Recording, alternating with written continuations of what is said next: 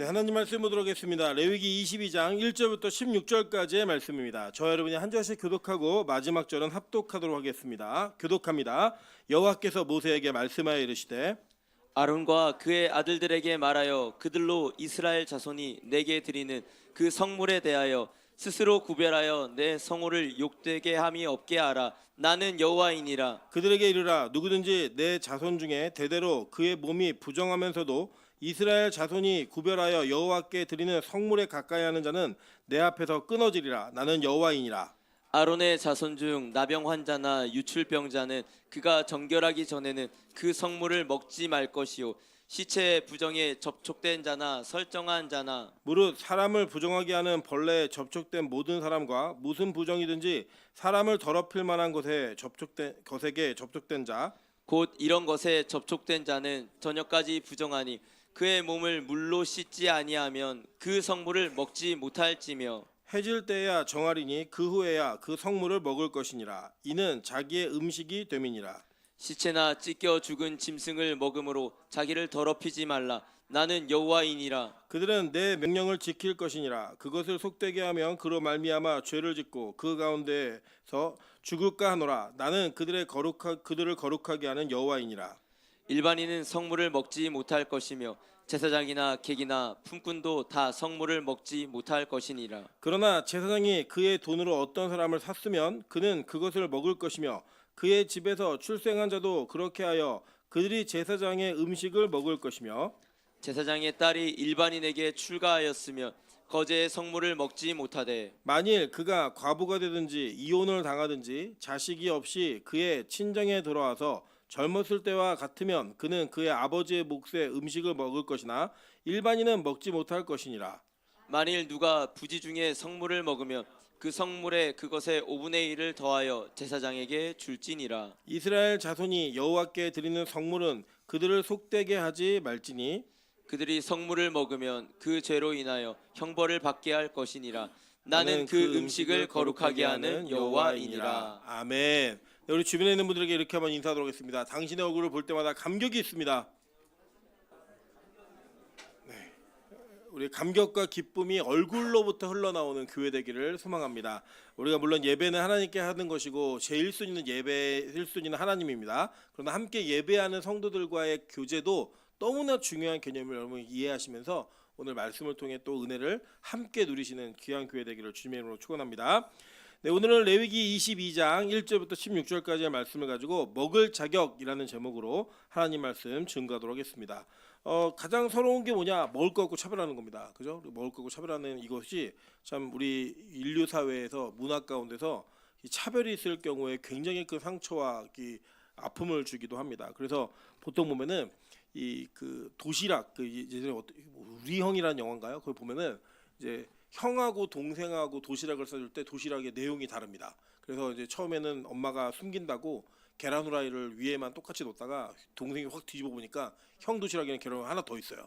그걸 보고 굉장히 분노하는 장면이 나오는 걸 보면서 야, 먹는 것으로 차별하면 진짜 이게 서럽다라고 하는 것이 우리 먹는 걸 좋아하는 우리 한민족에게는 공감되어지는 이야기입니다. 사실 오늘 말씀은 제사장들이 백성들을 통해서 하나님께 바쳐진 성물을 어떻게 먹는 것이 먹을 자격인 사람이 누구인가라고 하는 것을 다루는 문제입니다. 그래서 사실은 이 구약이 쓰여졌던 시기에는 특수한 집단인 제사장 직분이 있는 자들에게 이 말씀이 적용되는 말씀이었기 때문에 이것은 보편적인 것은 아니었습니다.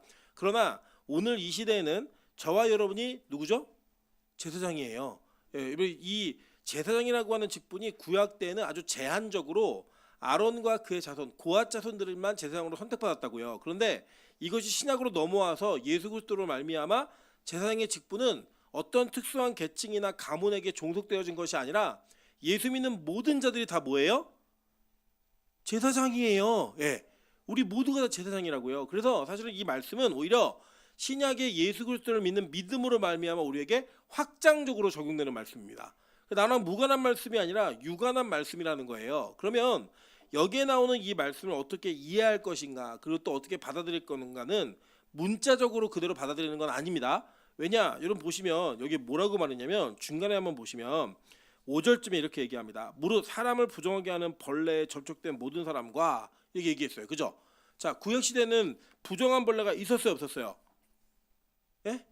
있었죠. 어디 나와요? 레위기 11장에 나오고 있잖아요. 그죠? 11장에 나와서 부정한 곤충이다라고 하면 이건 부정한 벌레가 되는 거예요. 이 부정한 것과 정한 것에 대한 차이점이 뭐예요? 기준이 뭐예요? 없었어요. 그냥 하나님이 정하신 대로예요. 그냥. 그랬던 이 부정함이 언제 해결되죠? 사도행전에 고넬료가 복음을 받아들일 때에 베드로에게 환상을 보여주심으로 말미암아 부정한 것과 정한 것의 기준이 사라지게 되었어요. 그래서 이제는 모든 걸 다 먹을 수 있다 없다? 있다. 그죠? 모든 것을 다 만져도 된다 안 된다? 된다. 우리가 징그러워서 못 만지는 거지. 예, 만질 수 있습니다. 예, 제가 이제 어떤 유튜브를 좀 보다 보니까 곤충 중에 유일하게 고기의 육질을 느낄 수 있는 곤충이 매미래. 매미.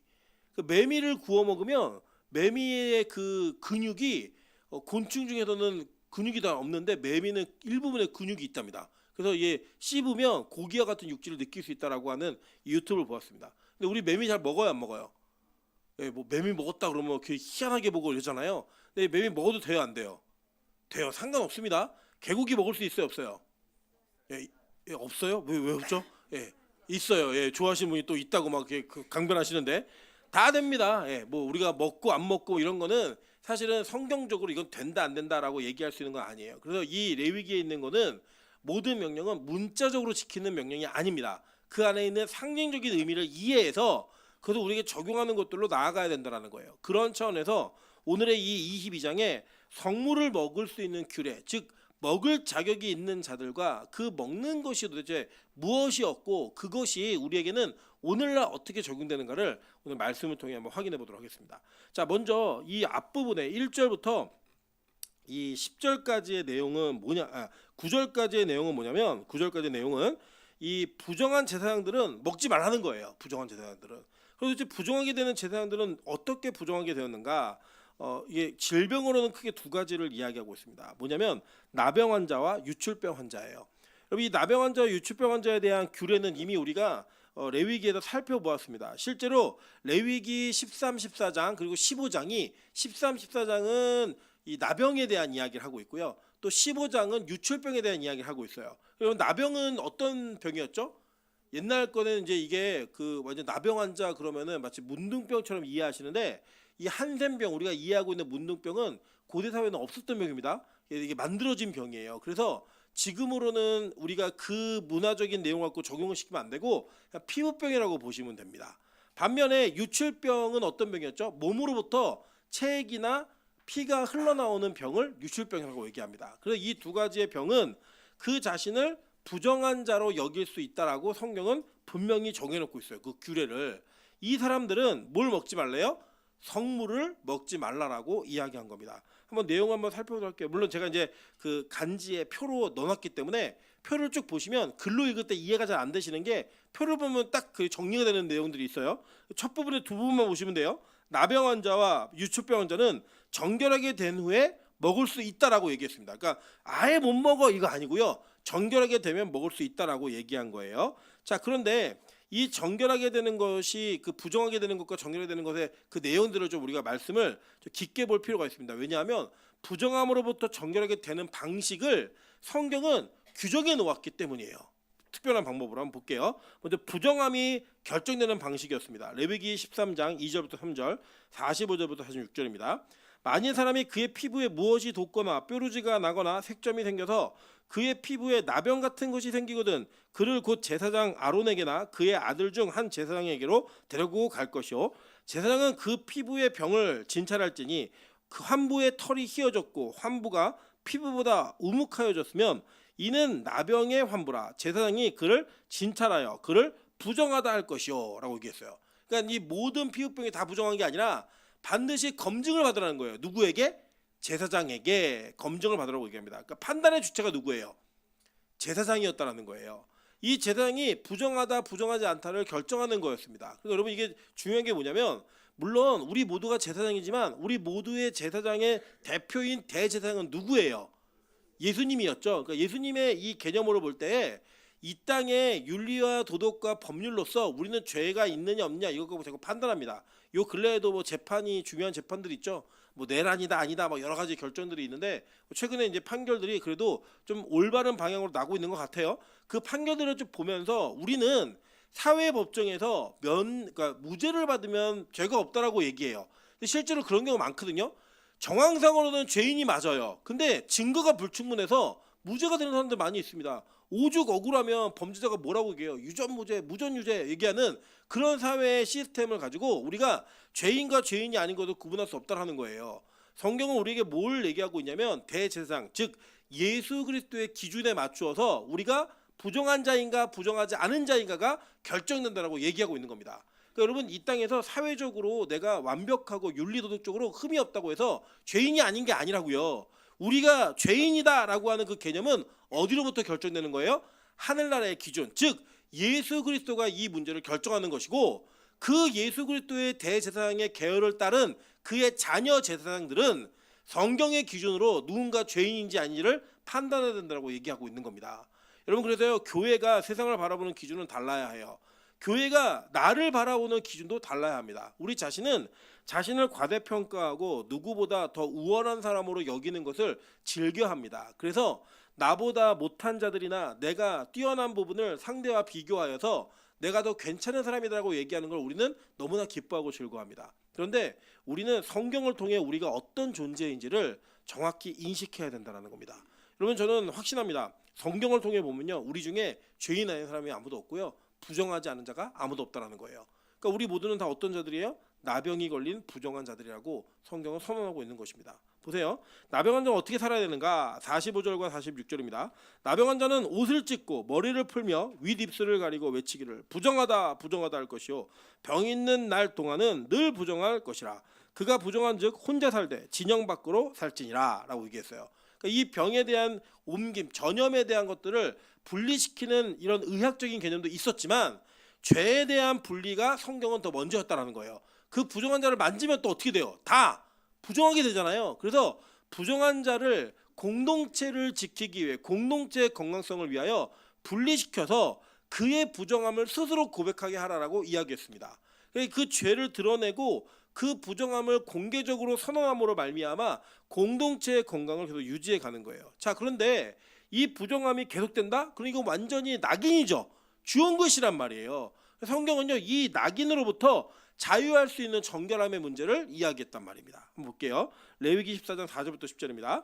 제사장은 그 정결함을 받을 자를 위하여 명령하여 살아있는 정결한 새 2마리와 백향목과 홍색실과 우슬초를 가져오게 하고 제사장은 또 명령하여 그 새 하나는 흐르는 물 위 질그 안에서 잡게 하고 다른 새는 산채로 가져다가 백향목과 홍색실과 우슬초와 함께 가져다가 흐르는 물 위에서 잡은 새의 피를 찍어 나병에서 정결함을 받을 자에게 7번 뿌려 정하다 하고 그 살아있는 새를 들에 놓을지며 정결함을 받은 자는 그의 옷을 빨고 모든 털을 밀고 물로 몸을 씻을 것이라. 읽어주실게요. 자 시작. 하면 정하리니 그 후에 진영에 들어올 것이나 자기 장막 밖에 이래를 머물 것이요 7째 날에 그는 모든 털을 밀되 머리털과 수염과 눈썹을 다 밀고 그의 옷을 빨고 몸을 물에 씻을 것이라. 그리하면 정하리라.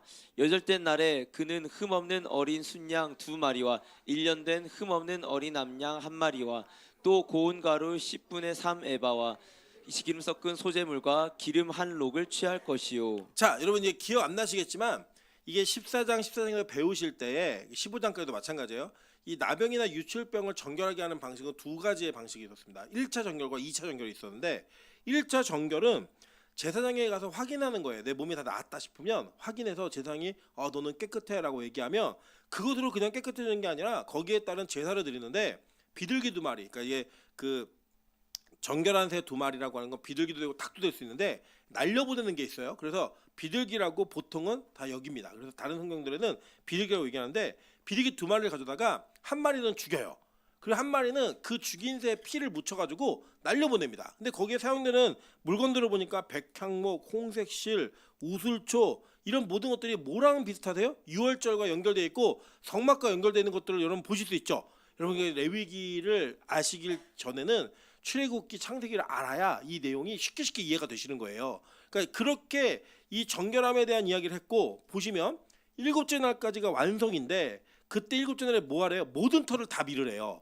그러니까 전염에 대한 요소를 완전히 깨끗하게 만들고, 여덟째 날에는 흠없는 어린 양, 어린 숫양 두 마리와 1년 된 흠없는 어린 양, 암양 한 마리와 고운 가루 10분의 1 에바와 에바 기름에 섞은 소재물과 기름 한 톡을 취할 것이요 라고 얘기하면서 여덟째 날에 예배를 통하여 완전한 완성이 이루어진다고 얘기하는 거예요. 그럼 여덟째 날에는 또 뭘 했었죠? 창세기에 여덟째 날 태어나자마자 8일째 되면 뭐 했어요? 할례를 줬잖아요. 그러니까 이 정결에 대한 개념이 성경은 일관성 있게 얘기하고 있는 거예요. 그러니까 오늘 뭘 보셔야 되냐면, 레위기에 나와 있는 이 제사장에 대한 법들은 어려워요. 사실 뭐 단위도 우리하고 안 맞고 내용도 정서적으로 이게 우리랑 이게 이해가 잘 안 되는 내용들이 많다고요. 그런데 그 안에서 부정함으로부터 정결하게 되어지는 방식이 예수 그리스도가 우리를 깨끗하게 만드는 방식과 동일한 방식으로 이루어졌다는 걸 기억하시면 되는 거예요. 그걸 통해서 우리는 뭘 확신하냐면, 야, 구약에 약속되어진 언약으로 내가 정결함을 입는 거구나.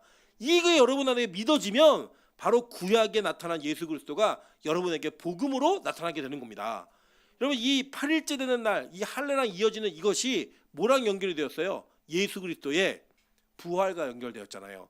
죽음으로부터, 부정함으로부터 완전한 정결함으로 옮겨지는. 그래서 여러분, 예수님이 무슨 요일날 부활하셨죠? 주일날, 그죠? 근데 원래 구약의 안식일은 무슨 요일이었어요? 토요일. 그래서 안식일은 지금도 토요일날 지키잖아요. 그래서 예수님의 부활이 안식 후 첫날이라고요. 안식 후 첫날이면은 1, 2, 3, 4, 5, 6, 7로 따지면 안식 후 첫날은 며칠째인 거예요? 네? 안식 후 첫날이 8일째잖아요. 네, 8일째. 그때 뭐가 이루어졌어요? 부활이 이루어지면서 죽음이라고 하는 완전한 부정함으로부터 영원한 정결함으로 나오는 예수 그리스도가 이거 완성하시는 거라고요. 그렇게 이렇게 이 피부에 대한 부정함이 정결함으로 이어지는 것이 이렇게 있었다는 겁니다. 그럼 보시면요, 제가 그래서 이게 도표를 하나 넣어드렸는데, 이 도표는 이미 여러분 보신 거예요. 네. 이 구약에 보면 레위기랑 민수기, 뭐 출애굽기, 레위기, 민수기, 신명기에서 율법을 반복해요. 그러면 아유, 이거 읽었는데 왜 또 해? 이렇게 얘기하지만 여러분, 이게 기억 안 나시죠? 네. 구약의 백성도 똑같았어요. 기억을 잘 못해요. 그래서 예수님이 계속, 하나님이 반복적으로 얘기하시는 거예요. 기억하라고. 그래서 보시면 이 남자의 이게 유출병에는 여러 가지 종류가 있는데, 제사장들은 다 뭐예요? 남자예요, 여자예요? 남자였어요, 이 시대에는. 그래서 남자의 유출병에는 두 가지 종류가 있어요. 뭐냐면 성병 같은 병으로 보이는 이 비정상적인 유출이 있습니다. 그래서 이 유출병에 대한 유출이 나타나는 동안에는, 현상이 있는 동안에는 계속 부정한 자였어요. 이 부정한 사람. 그리고 또 하나의 정상적인 유출이 있었는데, 그게 뭐냐면 부부관계를 할지라도 사정, 즉 정액이 나오는 그 유출이 있으면 그것조차도 부정함으로 성경이 여겼다고요. 그럼 이게 뭐, 야, 부부간의 성관계가 부정한 것이가, 이런 게 아니라 그 당시에 부정함과 정함을 나타내는 하나의 상징적 기준인 거예요. 자, 예를 들어 볼게요. 제가 지난주에도 말씀을 드렸는데, 예전에 그 조선시대 때 남자들이 머리 긴 게 정상이 아니에요. 정상이죠. 그죠? 머리를 자르는 사람들이 오히려 뭐였어요? 상놈의 집안이었다고. 완전히. 그는 부모가 주시는 신체를 막 상하게 한다, 난리가 났다고요. 근데 여러분, 만약에 제가 머리 길고 묶고 다니면 여러분 어떻게 생각하실 거예요? 아, 목사가 목사답지 못하다, 이렇게 생각하실 거 아니에요. 지금은 그 뭐 머리 자르면 막 단정하다, 깔끔하네, 이렇게 얘기하신다고요. 지금 이 시대에는. 그런데 그 시대에는 그랬고 이 시대는 이래요. 그러면 뭐가 정결한 거예요, 도대체? 뭐가 깔끔하고 깨끗한 거예요? 에?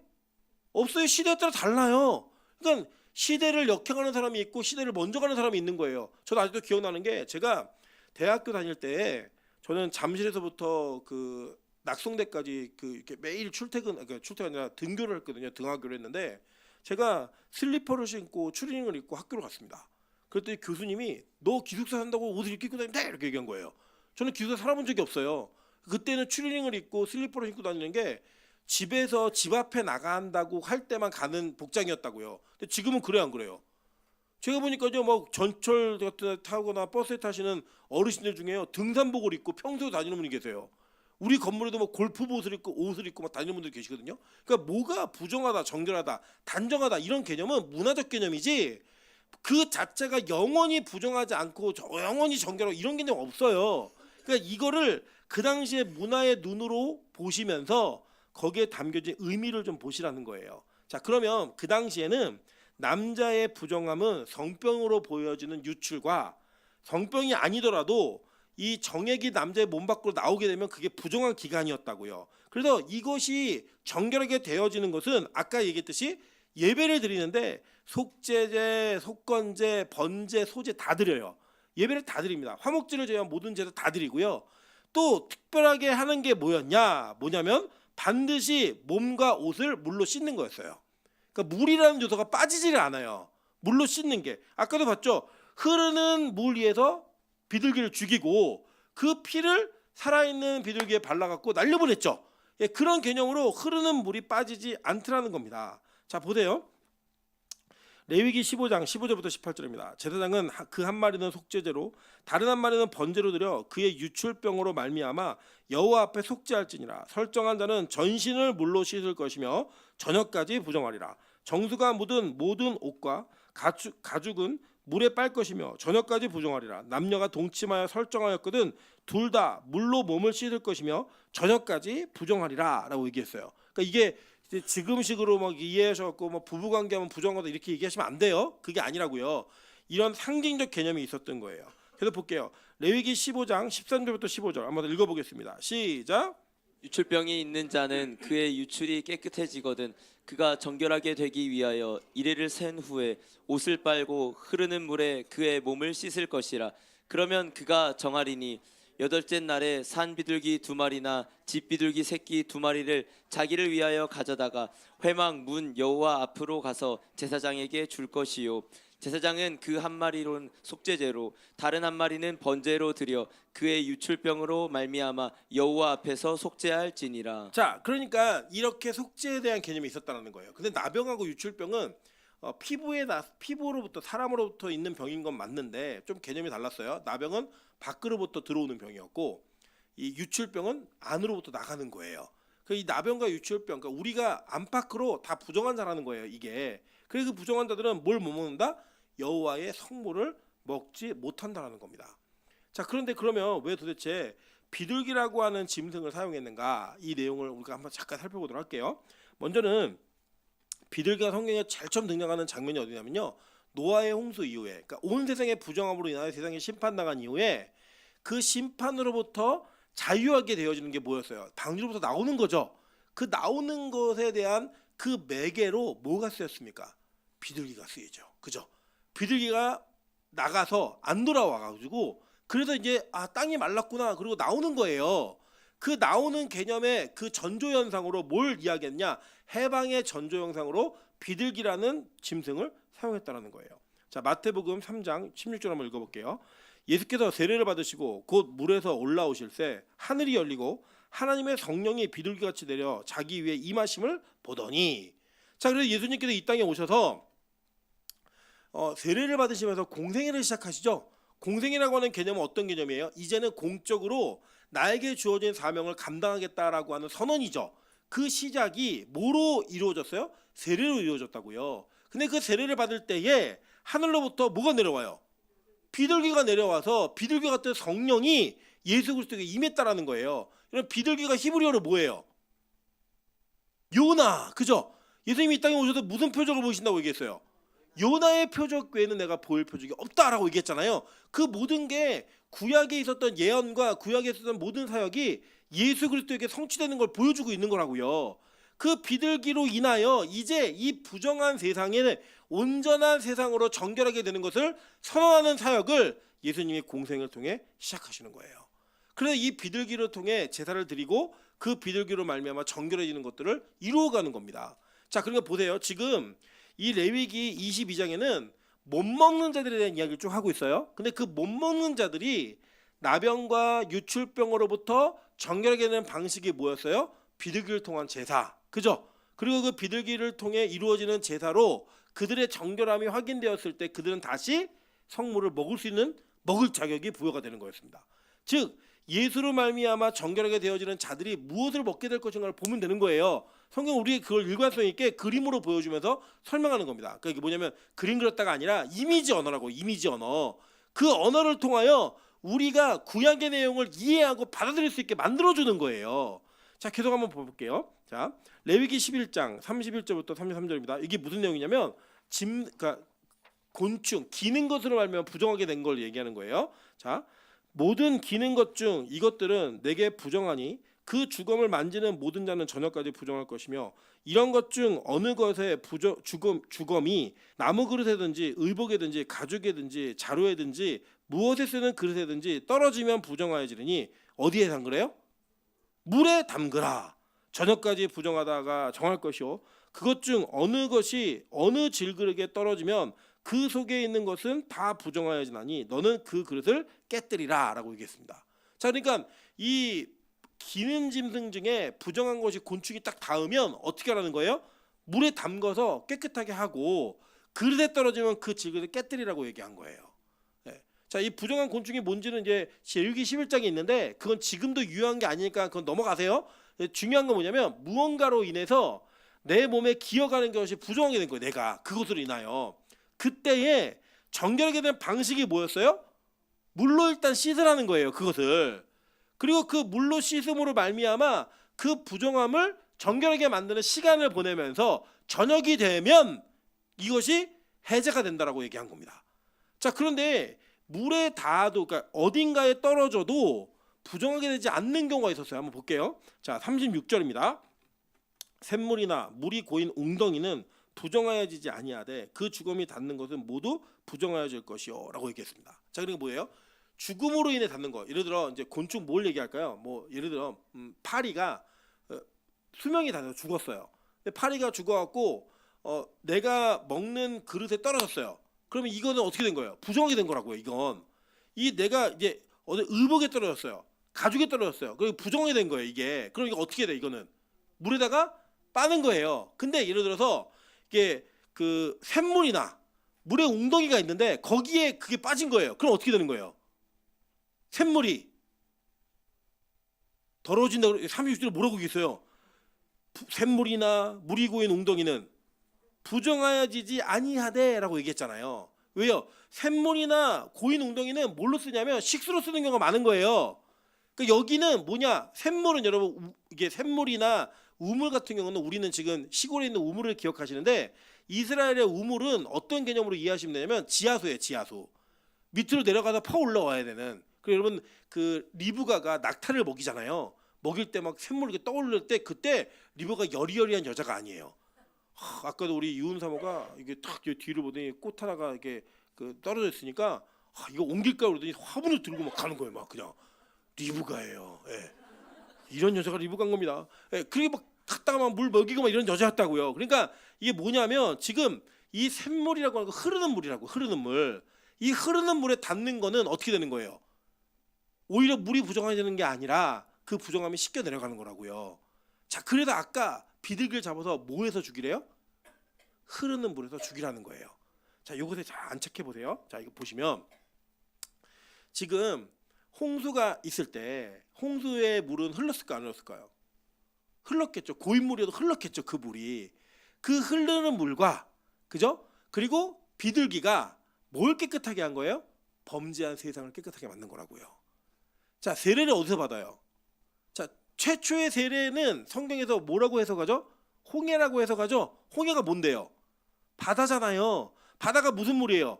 흐르는 물이라고요. 그 흐르는 물에 누가 들어가요? 부정한 자들이 들어간다고요. 그 부정한 자들이 들어가서 올라올 때에 예수 그리스도께 예수님께서 세례를 받으실 때 뭐가 임했죠? 비둘기 같은 성령이 임하는 것을 통해 그 죄의 문제와 그 정결의 문제가 어떻게 이루어지는지를 이미 구약은 파편적으로 우리에게 계속 보여주고 있는 거예요. 그래서 이 세례가 왜 흐르는 물, 즉 요단강 건널 때도 요단강 어떤 물이었어요? 흐르는 물이었잖아요. 그 흐르는 물 속에서 그 부정함이 정결하게 되는 것을 보여주고 있다라는 겁니다. 자, 그러니까 지금 성경은 저와 여러분에게 먹을 자격이 없는 자들이 어떻게 먹는 자가 될 수 있는가를 가르쳐주면서 구약의 제사장들이 부정하게 되었을 때 깨끗하게 되는 방식, 이걸 이미 가르쳐줬다고요. 그리고 그 깨끗하게 된 자만이 이걸 먹을 수 있어라고 얘기하는 거예요.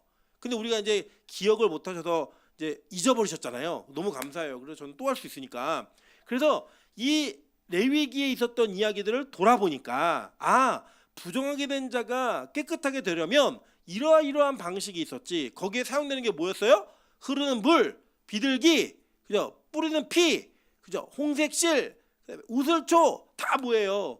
복음으로부터 복음에서 이야기하는 죄로부터의 깨끗함을 얻는 상징적인 물건들이 다 사용되잖아요. 그게 계속 반복되고 있다는 걸 보고 기억하셔야 되는 겁니다. 자, 그리고 이제 뭘 먹지 말라고 했냐?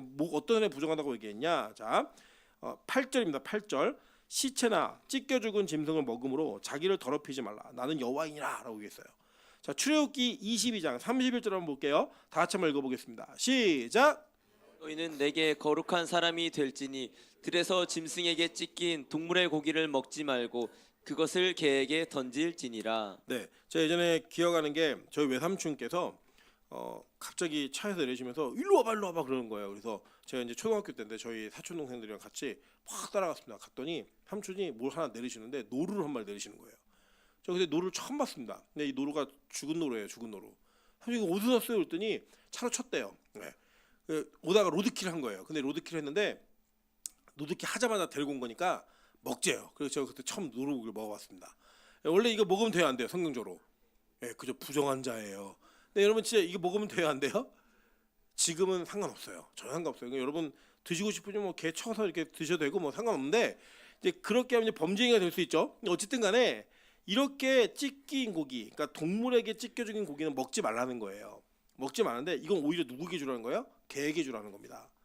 개에게 주라고 얘기했는데 자 보세요. 우리 출애굽기 22장 30절 여러분 기억나시겠지만 찢긴 고기는 너희가 먹지 말라라고 얘기했어요. 그죠? 그리고 그 찢긴 거 오히려 누구에게 주라고 하면 개에게 주라고 얘기했습니다. 근데 이거를 우리가 영적인 상징의 의미로 쭉 가지고 들어오면 자 예수님이 이 땅에 오셔서 찢긴 고기가 되시죠? 실제로 어떻게 찢기셨어요? 채찍에 마셨다고요. 근데 그 채찍이 어떤 채찍이냐면 이래 할 때 말 때리는 채찍이 아니고요. 그 채찍 끝에 다 동물 뼈 조각과 쇠 조각이 달려 있어가지고요. 한번 딱 찍으면 살점이 뚝뚝 떨어져 나오는 채찍이에요. 이걸로 예수님이 어떻게 됐어요? 찢긴 고기가 되셨다고요. 그리고 그 찢긴 고기를 누구에게 주라요? 개에게 던지라고 얘기했어요. 근데 개가 뭐냐면 여러분 이 그 히브리어 중에 갈렙이라고 하는 단어가 개예요. 개. 근데 이 갈렙이 누구와 함께 가나안 땅에 들어가죠? 여호수아와 함께 들어가잖아요. 그래서 구원의 땅에 들어갈 때 여호수아와 갈렙, 즉 이 여호수아는 하나님께서 구원하시는 자들이라는 하나님의 예수의 그리스도의 개념이었고 갈렙은 이방인이었다가 이스라엘 백성에 속한 자였다고요. 그리고 구원받는 장면을 통하여 예수가 누구를 어떻게 구원하는가를 설명해주고 있는 그림인 거예요. 그런데 그게 신약에서 어떻게 성취가 되는 거예요? 예수의 찢긴 몸을 누가 먹어요? 개와 같은 저 여러분이 먹어서 사는 자가 되는 거예요. 그게 뭐예요? 바로 성찬이라고요. 여러분 고대의 성찬은 그러니까 예수님 시대에 예수님께서 지키라고 한 성찬은 지금식으로 의식이 아니었습니다. 그냥 식사였어요. 그냥. 그래서 밥을 먹을 때 그 밥을 먹는 것 자체가 성찬의 모든 개념 안에 포함되는 내용이었어요. 그래서 뭐냐면 너 이거 먹어. 근데 이게 뭔 줄 알아? 이거 내 살이야. 너 이거 마셔. 이게 뭔 줄 알아? 내 피야. 라고 얘기하면서 피를 먹지 말라고 얘기했고 죽은 찢긴 고기를 먹지 말라고 얘기했던 그 성경의 율법을 예수가 어떻게 완성하냐면 예수 자신이 그 저주받은 자가 되어 그 저주를 다 받아낸 거예요. 그리고 그것을 받음으로 말미암아 산자가 다시 되어서 그 산 찢긴 고기를 우리에게 주심으로 말미암아 우리가 그걸 먹고 부정한 자로부터 정결한 자의 모습으로 변화되어지는 그 상징적 내용을 이미 구약에서는 예언하고 있다고요. 그러니까 구약성을 이렇게 보시는 거예요. 구약을 그냥 구약 문자 그대로 보시면 재미 하나도 없고요. 우리 적용이 아무것도 안 돼요. 근데 이 찢긴 고기를 먹는 개들이 누구예요? 바로 저와 여러분이고 그 살리는 은혜로 말미암아 찢겨진 죽은 고기가 아니라 찢겨진 산 고기가 우리에게 먹여짐으로 우리가 산자가 되는 거예요. 우리 누굴 먹고 사는 거예요? 예수를 먹는 자들이고 예수를 먹고 사는 자들인 겁니다. 그리고 여러분 이게 뭐냐? 부정하게 된 자는 예수를 먹지 말라는 거예요. 자 보세요. 예수님이 이 땅에 오셔서 자기가 성전임을 확인하셨고 선언하셨어요. 심지어는 지금 세대주의자들은 막 나라에 지금 전쟁들이 막 일어나고 있잖아요. 이거를요 어떤 징조로 보냐면 이스라엘이 다시 회복되고 성전이 세워지는 징조로 보고 있어요. 난리가 날 거예요. 또 여러분 속지 마세요. 예수님이요 이 땅에 오셔서 성전을 폐쇄시켜 버렸어요. 야 이거 끝이야. 이제는 이게 중요한 게 아니고 진짜 성전이 누군지 알아? 바로 나야. 이걸 선언하셨다고요. 근데 왜 가짜를 또 지어요? 예? 여러분 아파트를 분양하기 전에 뭘 짓죠? 모델하우스를 짓죠. 그리고 분양이 끝나면 모델하우스를 부셔요. 근데 분양이 끝난 이후에 모델하우스 다시 지어요? 정신병자들이에요. 그러면 여러분 이 세대주의자들이 주장하는 거는 이게 성경적으로 맞지가 않는다고요. 예수님이 이 땅에 오셔서 야 너희들 솔로몬 성전 부서지는 거 봤지? 그리고 너희 수르바벨 성전과 그걸 증축하고 있는 헤롯의 성전이 얼마나 헛된 성전인지 너희 눈으로 봐. 장사하는 집을 만들었잖아. 이거 다 무너뜨려. 내가 3일 만에 다시 지을게. 그럼 3일 만에 뭘 지으셨어요? 자기 몸으로 새하늘과 새 땅에 성전을 지으셨다고요. 그게 성전이에요. 그리고 그 성전에 드려지는 성물이라는 표현은 뭐냐면 성전의 일부분이라고요. 이해되세요? 그러니까 이 성물을 먹는다는 표현은 즉 뭘 먹는다는 거예요? 성전을 먹는 것과 동일한 의미라고요. 그래서 성전인 예수를 우리가 어떻게 하는 거예요? 먹는 거라고요. 지금 저와 여러분이 뭘 먹고 사는 존재예요? 예수를 먹고 사는 존재인 거예요. 여러분 금식을 하는 게 내가 굶어서 때를 써가지고 하나님이 나를 보면서 무조건 들어주게 만들어야겠다. 그게 금식이 아니에요. 금식은 하나님 내가 이 땅에 있는 음식을 먹으며 사는 존재가 아니라 예수의 말씀을 얻고 예수를 먹으며 사는 존재입니다라는 걸 증명하는 기간이라고요. 그리고 여러분 금식하면 힘들어요, 안 힘들어요?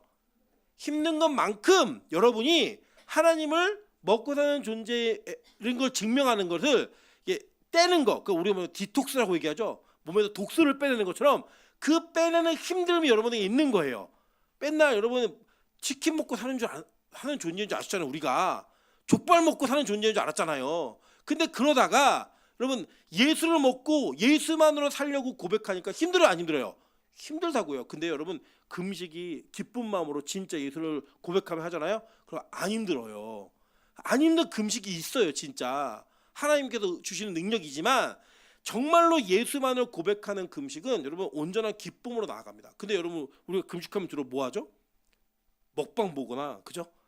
금식 끝나면 나 뭐 먹는다고 이거만 고민하잖아요. 그건 또 뭐예요? 내가 요즘 금식은 하고 있지만 나는 뭘 먹고 사는 존재예요. 라면을 먹고 사는 존재입니다.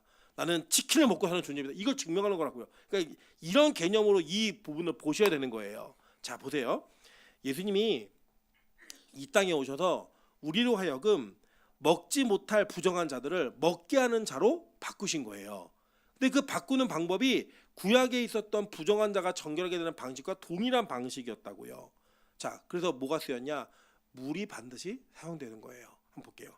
요한복음 3장 5절입니다. 다 같이 한번 읽어보겠습니다. 시작. 예수께서 대답하시되 진실로 진실로 내게 이르노니 사람이 물과 성령으로 나지 아니하면 하나님의 나라에 들어갈 수 없느니라. 자, 물과 성령으로 나지 아니하면이라고 얘기해요. 자, 이게 신약에서는 이 물이 뭐 배로부터 흘러나온다 이게 다 성령을 표현하는 거랑 같은 표현으로 여겨져요.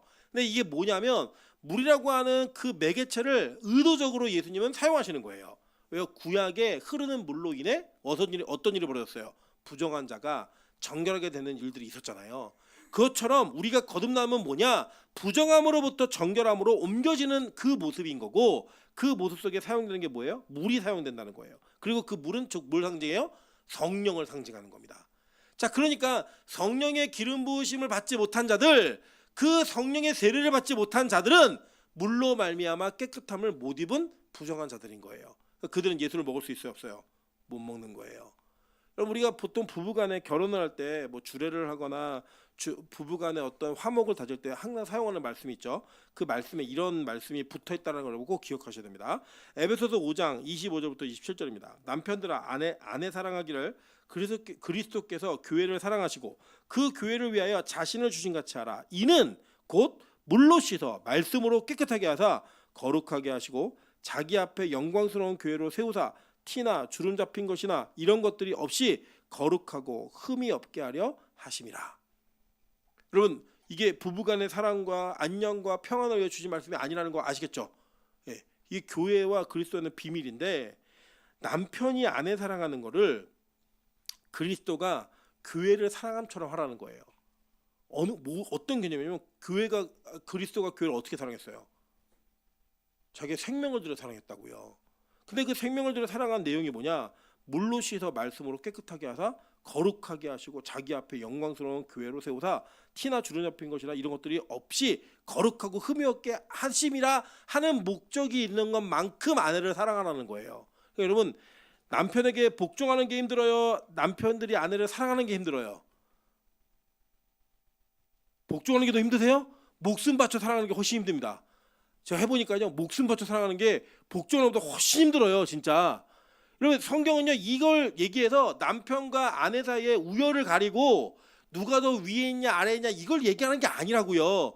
이 말씀을 통하여 부정한 자들이 어떻게 정결하게 되는 것인가를 보여주는 거예요. 즉, 이 사랑함이 성령으로 말씀으로 우리를 깨끗하게 하는 것과 동일한 개념의 의미가 있다는 겁니다. 그러니까 여러분, 부부싸움 할 때 맨날 내용이 뭐예요?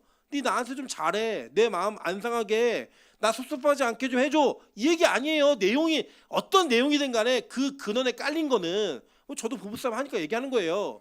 나 좀 섭섭하게 하지 마, 내 비유 좀 맞춰줘, 내가 원하는 것 좀 해줘, 이거 아닙니까? 요 근래에 제가 또 저희 집에서 설거지도 하고 요리도 막 하니까 저희 아내가 너무 행복해해요. 이거 안 하면 어떤 일이 벌어지겠어요? 또 뭐 폭풍이 막 다가오겠죠, 밀려오겠죠. 뭐 조건이 있는 거죠. 항상 뭔가 뭘 해야 된다. 저는 그게 제일 싫은 건데 하라는 거예요, 그거를. 그리고 그게 막 열심히 노력해서 사랑하니까 우리 부부관계가 좋아졌어요, 이거를 얘기하는 게 아니라고요. 그건 뭐냐? 성경은 이 부부관계를 통하여 우리가 어떻게 깨끗함을 입게 되는 존재인지를 확인하고 그것을 부부간에 실현해 보이라는 거예요. 이게 진짜 어려운 거예요. 아내도 어렵고 남편도 어려워요. 그 역할은 꼭 아내 남편에게만 정해진 건 아니에요. 이게 바뀌기도 해요. 왜냐? 우리가 다 그리스도의 뭐예요? 신부라고요. 우리 모두가.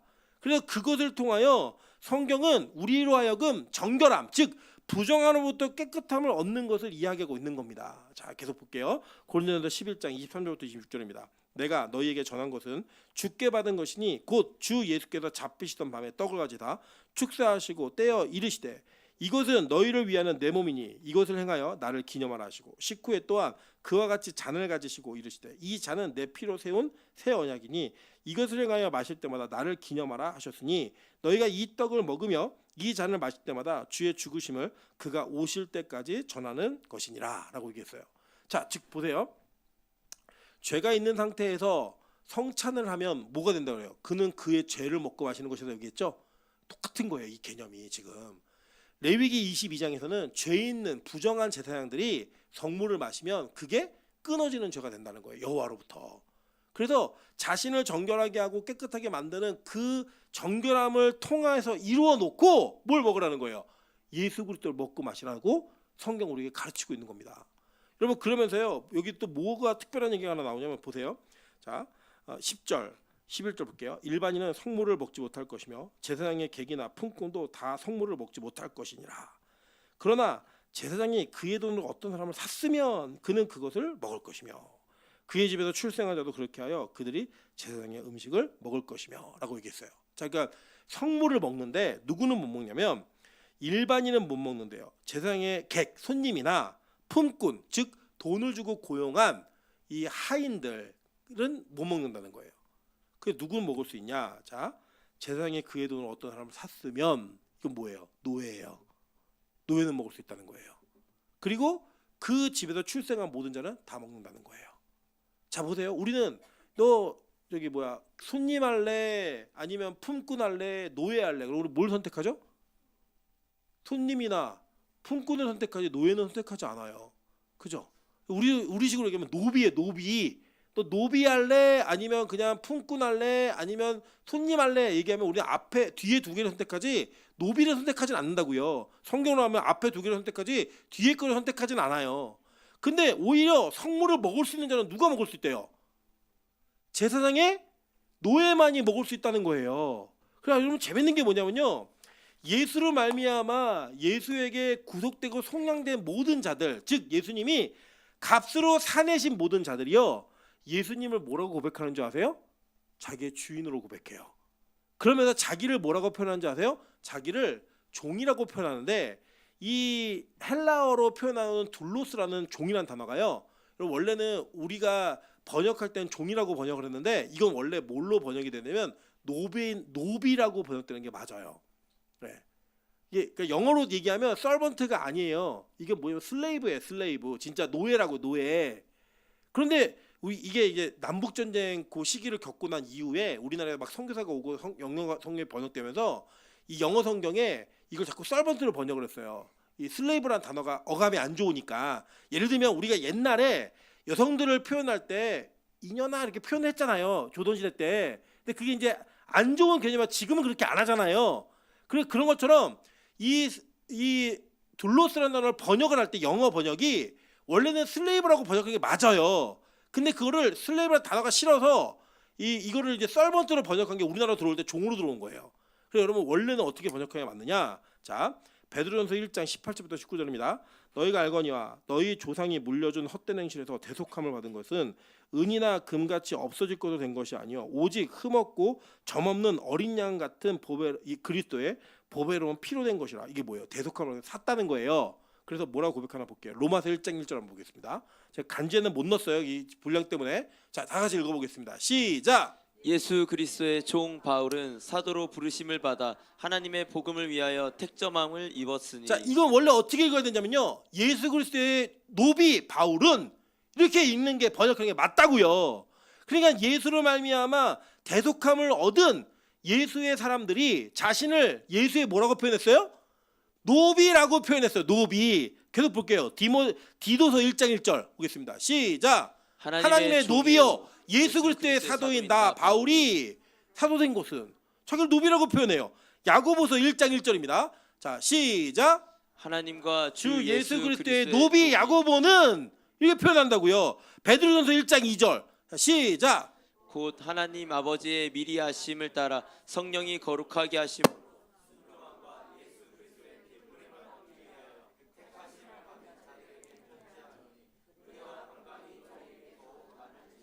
이 3절 한번 볼까요? 1절인가요? 1절?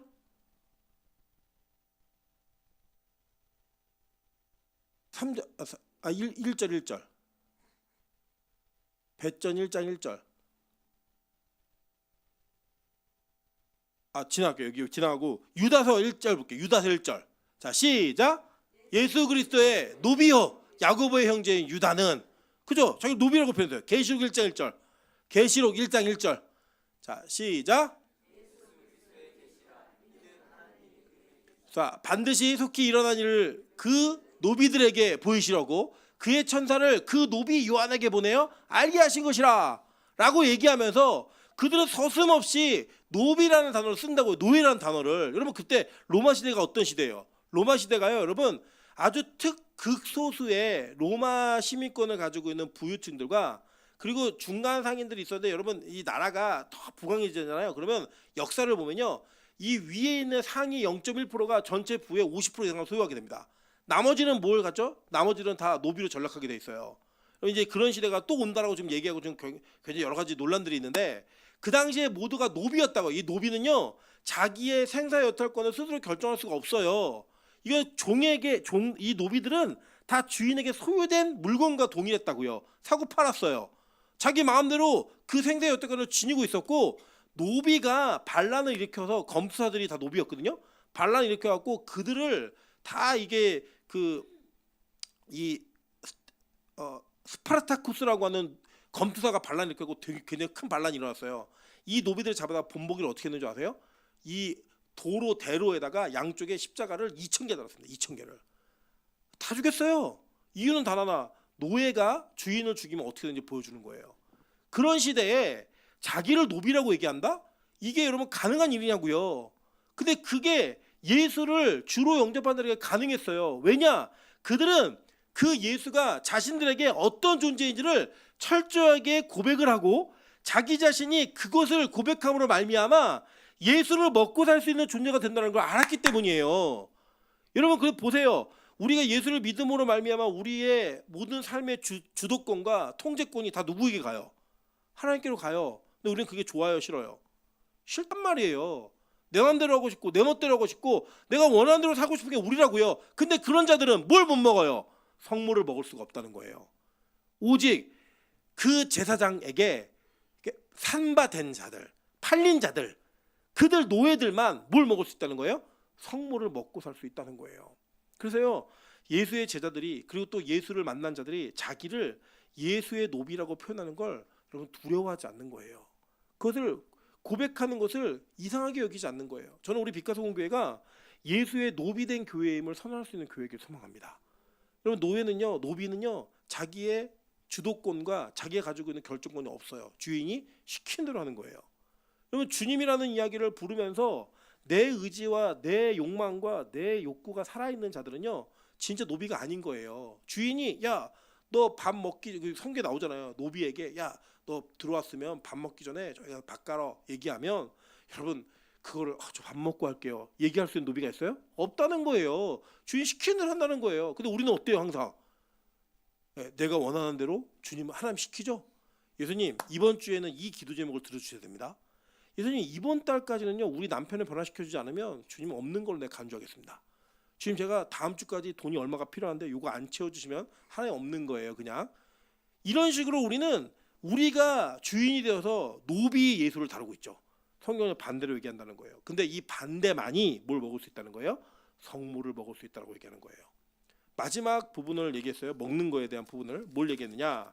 자, 제사장의 딸이 있었는데 일반인과 출가하였으면 그는 거제의 성물을 먹지 못한다는 거예요. 먹지 못하는데 만약에 그가 과부가 되든지 이혼을 나가든지 자식이 없이 친형으로 돌아오면 다시 먹을 수 있다는 거예요. 물론 이건 문자적으로 이게 뭐냐면요, 사회보장 제도예요. 그러니까 그 당시에 지금은 여자 혼자 자기를 책임지고 꾸려가는 게 편해요, 안 편해요? 할 수 있어요, 없어요? 있죠. 저희 집도 저희 아내가 저보다 더 많이 벌어요. 그리고 헤어지면 제가 손해예요 지금. 저는 무조건 말 잘 들어야 돼요 저는. 그래서 그리고 그런 사회인데, 이 사회는 어떤 사회냐? 남자가 없으면 여자 혼자서 살아갈 수 없는 사회예요. 그래서 이 내용은 1차적으로는 문자적으로는 그 시대의 사회보장 제도예요. 제사장 딸들에 대한. 근데 잘 보시면, 자 보세요. 이거를 우리가 다시 상징으로 한번 환원해 볼게요. 예수 그리스도 안에서 제사장의 계열에서 다른 일반인에게 시집을 간 거예요. 그 이거 뭐냐면 그 계열을 벗어난 거죠. 그죠? 그리고 거기서 이혼을 당했어요. 이 여자가 이혼할 수 있는 사회가 아니었으니까 이혼을 당했어요. 뭐예요? 버림받은 자들이에요. 이 버림받은 자들이 어떻게 돌아오느냐? 원래 집으로 돌아오면 다시 먹고 살 수 있다는 거예요.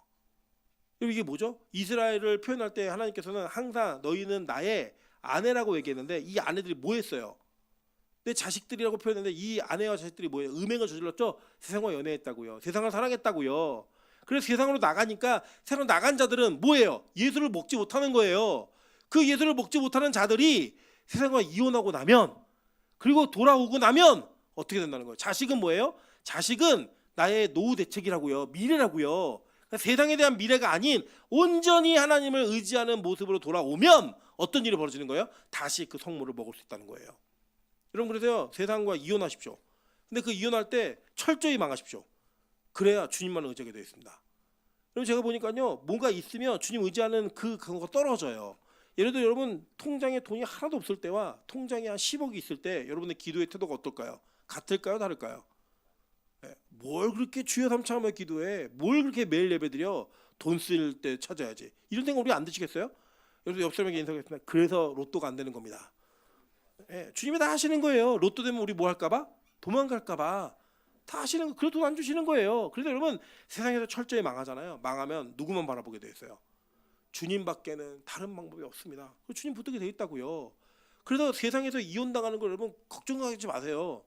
세상이 여러분을 버리는 거를 여러분 너무 두려워하지 마시라고요. 원래 집으로 돌아가면 아버지의 것을 먹을 수 있는 은혜가 생겨요. 그걸 먹고 살 수 있는 생명이 우리에게 주어진다고요. 그래서 여러분 마지막에 우리가 온전하게 결혼을 통해 완성되어지는 그 결혼은 예수님과의 결혼밖에 없어요. 이 땅에서 남편에게도 크게 기대하지 마세요. 저도 제가 몸이 아프니까 다 귀찮아요. 애들도 귀찮고 아내도 귀찮고 막 귀찮아요. 저희 아내도요, 막 요새 저희 아내가 이게 그 짜증이 여기까지 올라와 있어요. 자기가 몸이 너무 힘들고 바쁘니까 그렇게 아끼고 사랑하는 아들에게도 막 짜증을 내고요. 오늘도 막 아들에게 막 화를 내고 막 이러더라고요. 그걸 보면서 제가 그래 주님밖에 없다. 우리 다 그런 인생 아닙니까? 뭐 남편에게 기대하고 뭐 부인한테 기대래요. 다 뭐 소용 없고요. 주님만이 내 유일한 신랑이십니다. 이걸 고백하시라고요. 그 고백을 위해서 우리가 이 땅에서 실패하고 넘어지고 부서지는 거예요. 그 주님을 붙들었을 때 이 땅에서는 견줄 수 없는 기쁨으로 그 모든 걸 참고 넘어가고 이 초월하며 살 수 있는 게 그리스도인의 특권인 겁니다. 성경 우리에게 이렇게 얘기했어요. 계시록 19장 7절부터 9절입니다. 우리가 즐거워하고 크게 기뻐하며 그에게 영광을 돌리세.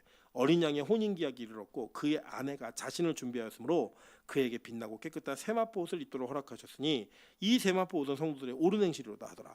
천사가 내게 말하기를 기록하라. 어린 양의 혼인잔치에 청함을 받은 자들은 복이 있도다 하고 또 내게 말하되 이것은 하나님의 참되신 말씀이라 하기로 라고 얘기했어요. 여러분 이렇게 예수 세상과 이혼하고 이 세상에서 이혼당하고 다시 아버지 품으로 돌아온 자들이 뭘 먹을 수 있대요? 성물을 먹을 수 있는 자격이 있다는 거예요. 저는 우리 이 오늘 말씀 제사장들에게 자 보세요. 피부병이 있는 자들과 부정한 것이 접촉된 자들, 찢긴 고기를 먹은 자들이 성물을 먹을 수가 없었어요. 근데 예수로 말미암아 그걸 먹을 자가 되었고요. 제사장의 딸들이요 일반인과 결혼하면 먹을 수 있는 자격이 박탈됐어요. 근데 이혼당해서 다시 돌아오면 먹을 수 있는 자격이 생겼다고요. 아멘? 여러분 거기에 이 먹지 못했던 자들이 먹을 수 있었던 방식이 뭐였는가를 생각해 보세요. 예수가 우리를 구원하신 방식과 똑같아요. 예수가 우리를 부정으로부터 정결하게 만드시는 방식과 똑같다고요. 저는 우리 빛가서 공교회가 예수를 먹을 자격 있는 은혜의 공동체 되기를 소망합니다. 저와 여러분이 예수를 먹는 자들이 되기를 주님의 이름으로 축원합니다. 우리 같이 한번 찬양으로 기도하며 나가도록 하겠습니다. 우리 볼지어다 내가 문 밖에서 두드리노니 이 찬양 가사에 보면 내가 들어가 그로 더불어 먹고 그는 나로 더불어 살리. 여러분 이 찬양의 가사가 여러분의 마음 가운데 깊이 새겨지고 기도로 터져지